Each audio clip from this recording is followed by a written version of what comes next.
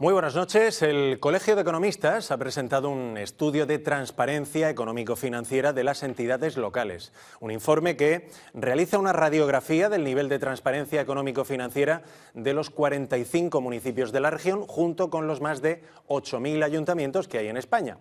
Salvador Marín es codirector del estudio. Señor Marín, buenas noches, ¿qué tal? Bienvenido. Muy bien, muchas noches. Buenas gracias. ¿Qué tal? ¿Cómo va la vida? Todo bien, no me quejo. Nos alegra verle de nuevo. Oye, ¿qué titulares proporciona este estudio, este informe del colegio? Bueno, a ver, yo no soy periodista, pero desde el punto de vista investigador, yo creo que para el ámbito de Murcia, porque es un estudio nacional, el principal titular es que en el ámbito de los ayuntamientos de más de 50.000 habitantes, que ahí los hemos analizado todos, es que estos ayuntamientos de la región de Murcia lo hacen en el ámbito de transparencia muy bien. O sea, está muy por encima de la media. Más del 80% en los 6 ítems, las 6 variables que hemos elegido, que es básicamente lo que dice la ley, pues están junto con los ayuntamientos de Cataluña y del País Vasco, aparecen los de la región de Murcia.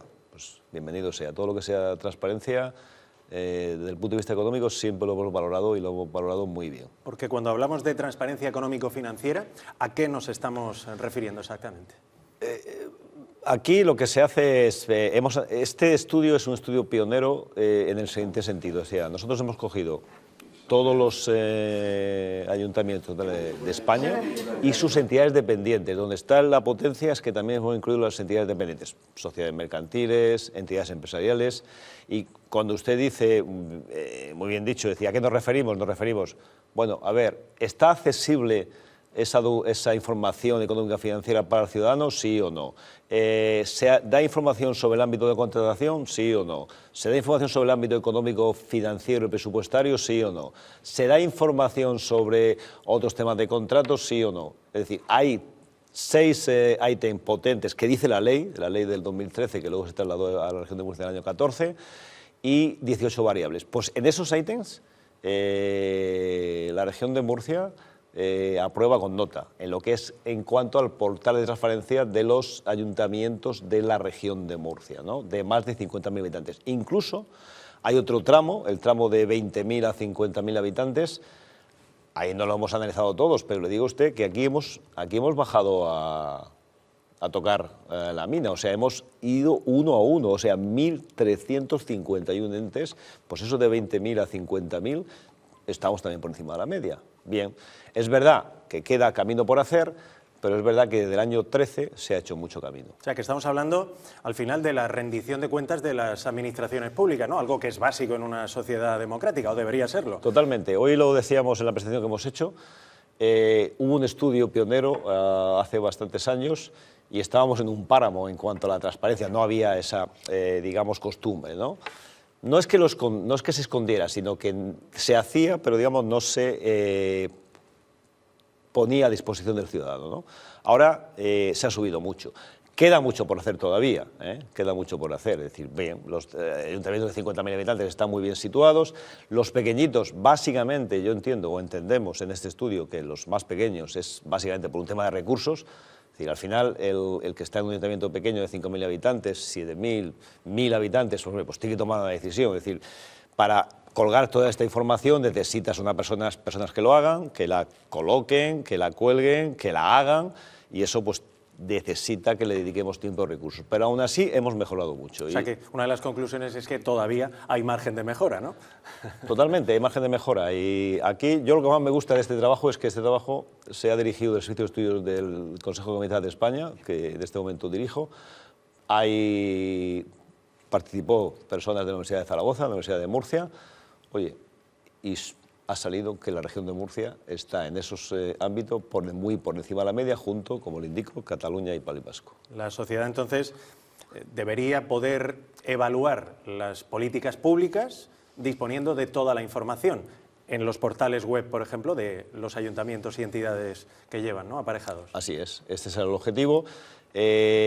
cualquier ciudadano. Sobre todo también hemos evaluado la accesibilidad, es decir, qué tan fácil era acceder a esa información, cómo se llegaba a esa información y luego si se podía, digamos, bajar esa información y manejarla en cierta forma, ¿no? Eso también lo hemos incluido dentro de las variables. Ha habido, como le digo a usted, 18 variables que no nos hemos inventado, hemos ido a lo que dice la ley, y bueno, este es el resultado de ese análisis del nivel de transparencia. Creemos que aún falta recorrido en cuanto al ámbito de, digamos, de darle un marchamo de auditoría, ¿no?, a esa información económica financiera. Ahí tenemos que dedicarle tiempo, porque, bueno, está bien decir que está bien informar, pero también está muy bien que esa información que alguien da, alguien te la valide, un externo independiente, como que esa información es, bueno, pues que sigue los criterios adecuados. No solamente que lo digas tú, sino que alguien más te lo valide.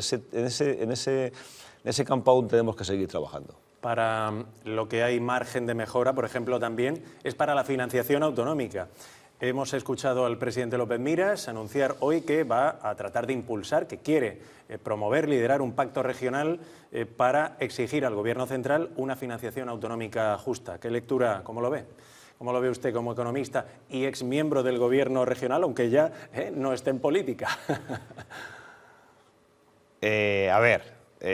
¿Cómo lo veo?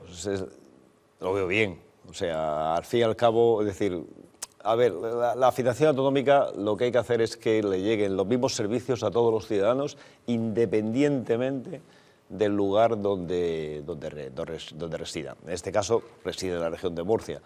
Cuando tuve la oportunidad de dedicarme a estos avatares, a estos temas, también fue mi bandera, ¿no? Es decir, que no hubiera una diferencia entre ciudadanos de cualquier lugar del territorio español, pues que no hubiera ninguna diferencia, ¿no? Entonces, pedir una financiación por lo menos transparente, o sea, justa, es decir, cómo hacemos los cálculos para llegar a que, bueno, pues le corresponde a la región de Murcia X dinero, o le corresponde a la Comunidad de Madrid o a Cataluña X dinero, eso debe estar perfectamente claro.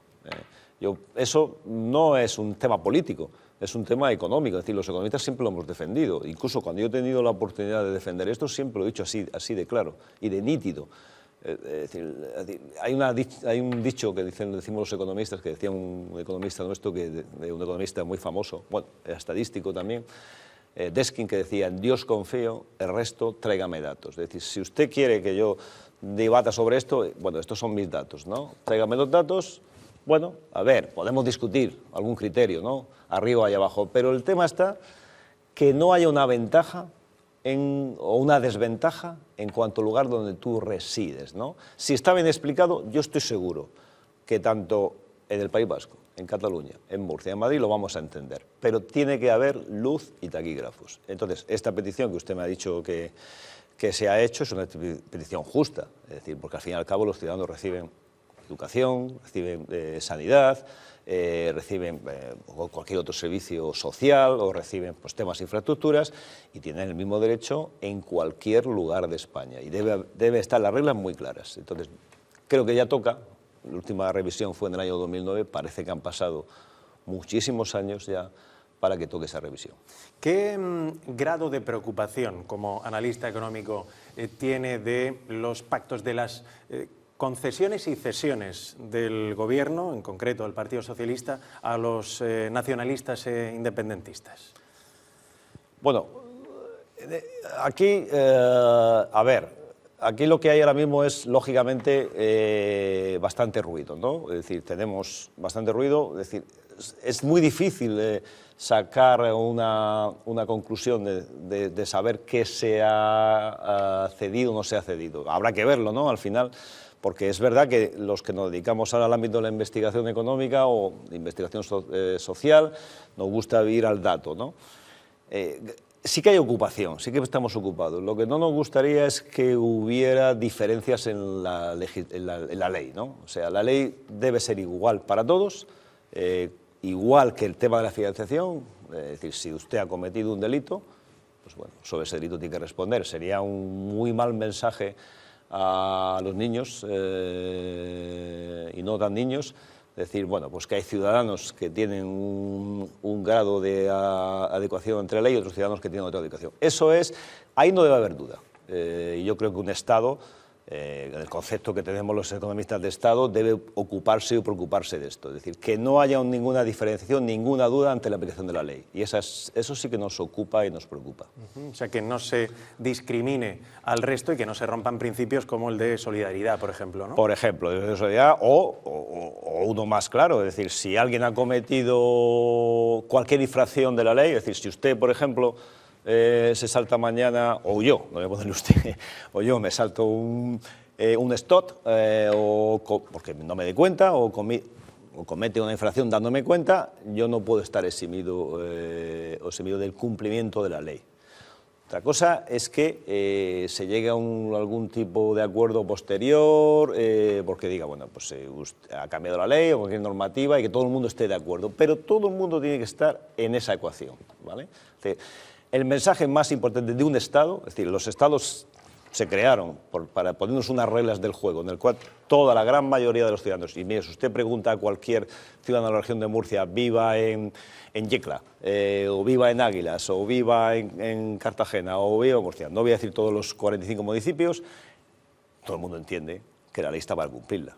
O sea, que no puede ser que haya ciudadanos que sí tengan un baremo para cumplir la ley viviendo en el mismo territorio nacional y otros ciudadanos que tengan otro baremo para la ley. Eso no es entendible. Y eso es lo que se tiene que explicar. Un par de temas más. ¿Cómo ve que el Gobierno, vamos a decir, que imponga a los empresarios la subida del 5% en el salario mínimo interprofesional? Esto me lo preguntaron hoy en la presentación de... A ver, y dije... y creo que recuerdo, ¿no? Porque le hemos dedicado mucho tiempo de economistas a esto del salario mínimo interprofesional. A ver, el salario mínimo interprofesional, si tú lo sacas y usted es periodista, pues tiene, permítame la expresión, cierto sex appeal, de decir, bueno, salario mínimo interprofesional, bueno, enseguida todo el mundo se pone, digamos, como en guardia, ¿no? Yo no creo que sea un problema de España el salario mínimo interprofesional. España tiene muchos retos diferentes o importantes en temas de salario diferentes al salario mínimo profesional. No es un debate de los ciudadanos al cabo de una tertulia del salario mínimo interprofesional. Otra cosa que nos quieran meter en ese debate, pero no es un debate. Dicho eso, bueno, a cualquiera le gusta que le suban el sueldo, pero hombre, el que lo paga tiene que estar en la ecuación. O sea, es como todo. Es que esto hasta me genera cierta tensión tener que explicarlo tantas veces. Es decir, cuando alguien quiere hacer una modificación de una regla del juego dentro de un territorio democrático, pues hombre, hay que consultarle a los que tienen que estar en ese terreno del juego. Entonces, claro, los empresarios son una parte importante. No conozco, y mire usted que yo he llevado los temas de empresa, no conozco ningún empresario que no esté de acuerdo en pagarle un salario justo, yo por lo menos, en generalidad, al ciudadano. Yo creo que al trabajador. Yo creo que lo que hay que hacer es, nuestra opinión es, no es un debate ahora el salario mínimo interprofesional, no hay un debate sobre el salario, ha subido el salario mínimo interprofesional, todo lo que sea subir los salarios, pues bienvenido sea, pero tiene que ir ligado a algo. Es decir, todo en la vida, o sea, la cultura del esfuerzo, la cultura del mérito, no podemos cargárnosla. Es decir, porque eso es algo que está dentro de nuestros propios ADN, de nuestros propios genes, de una sociedad. Una sociedad próspera porque eso se mantenga, ¿no? Eso lo entienden las familias, lo entienden las personas. Yo creo que deberíamos dedicarle tiempo a los jóvenes, es decir, deberíamos hacer fácil que los jóvenes entraran en el mercado de trabajo. Yo no sé si esta es la mejor idea. Segundo, la mejor idea, subir el salario mínimo interprofesional. Tenemos que hacer también que los mayores de 50 años se incorporen al mercado de trabajo. Son los dos grandes problemas que ahora mismo tenemos en el mercado de trabajo. Llevamos las horas trabajadas de los asalariados del sector privado están bajando, a eso dedicamos tiempo y debemos dedicarle tiempo y sobre todo al tema de productividad. Nosotros hemos hecho estudios y abogamos que todos los temas de salario debían ir en cierta forma, una vez cubiertas las necesidades básicas, en cierta forma ligados a la productividad. En todos nos vamos a beneficiar, hasta la hacienda pública se va a beneficiar si hay una mayor productividad.